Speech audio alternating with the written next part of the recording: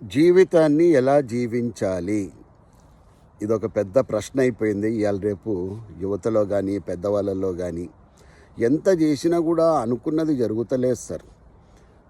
ఎంత కష్టపడి చదువుతున్నా కూడా నాకు మార్కులు చక్కగా వస్తలేవు. ఇంటర్వ్యూస్కి ఎంత బాగా ప్రిపేర్ అయినా కూడా ఆ టైంకి నేను సక్సెస్ అవ్వలేకపోతా ఉన్నా.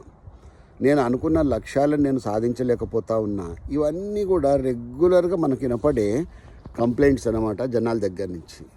నేను ఒకటే చెప్తాను మిత్రులారా, గోల్స్ ఉండాలి, విజన్ అన్నది ఉండాలి, కలలు కనాలి, ఇవన్నీ కూడా ఉండాల్సిందే.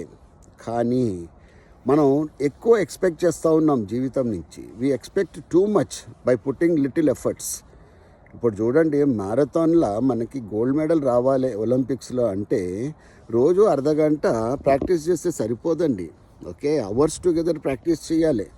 అది ఎవరైనా చూడండి, ఇప్పుడు నిఖత్ జరీన్ అమ్మాయి ఉన్నారు, ఇప్పుడు డిఎస్పీ అయినారు అమ్మాయి. ఆ అమ్మాయిని 17 సంవత్సరాల వయసు బట్టి నేను ఎరుగుదును. ఎన్నోసార్లు అమ్మాయితో ఇంటరాక్ట్ అవ్వడం జరిగింది, ఇన్స్పిరేషన్ ఇవ్వడం జరిగింది. వాళ్ళ కోచ్లు చేసే పని వాళ్ళు చేస్తుంటారు. మెంటర్గా నా సలహాలు కూడా అమ్మాయి చాలాసార్లు స్వీకరించిందనమాట. కాకపోతే నేను ఒకటే చెప్పిన అమ్మాయికి, ప్రతిసారి కూడా విజయం అనేది మన సొంతం కాకపోవచ్చు, కానీ మన ప్రయత్నం మాత్రం ఎట్టి పరిస్థితుల్లో మానద్దు. ఒక్కొక్కసారి ఎన్నో మాటలు పడాల్సి వస్తుంది.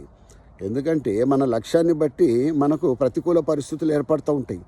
ఆ అమ్మాయి అదే పాటించిందండి. కష్టమైన నష్టమైన ఎవరెన్ని మాటలన్నా కూడా ముందుకు అలాగ దూసుకుంటూ వెళ్ళిపోయింది.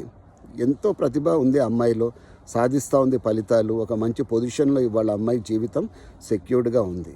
కాబట్టి నేనేమైనా అంటానంటే, చాలామంది ఏమనుకుంటారు, అమ్మాయికి అన్ని కలిసి వచ్చినాయి అనుకుంటారు. కాదు, పరిస్థితులు, విపత్కర పరిస్థితుల్లో కూడా అమ్మాయి నిలబడింది అనమాట. నేను అదే అంటాను, మీరు అనుకున్న లక్ష్యం ఒకవేళ నెరవేరకపోతే మీరు ఒకటే అనుకోవాలి, మేబీ ఇది కాదు నా డెస్టినీ, ఇంకొకటి ఉండొచ్చు అని దానివైపు ప్రయత్నం చేయాలి తప్ప ఇంకా నేను వేస్ట్ అని దయచేసి ముద్ర వేసుకోకండి. కాంప్లికేట్ చేసుకోకండి జీవితాల్ని అనవసరంగా. అడ్డదారుల్లో సక్సెస్ పొందాలని ఎట్టి పరిస్థితుల్లో ప్రయత్నించొద్దు, నిలువుదారిలోనే ఉండాలి. ఇవాల్టి వరకు నేను స్ట్రెస్ ఫ్రీ లైఫ్లో ఉన్నాను అంటే కారణం అది ఒకటేనండి. I expect little from this life.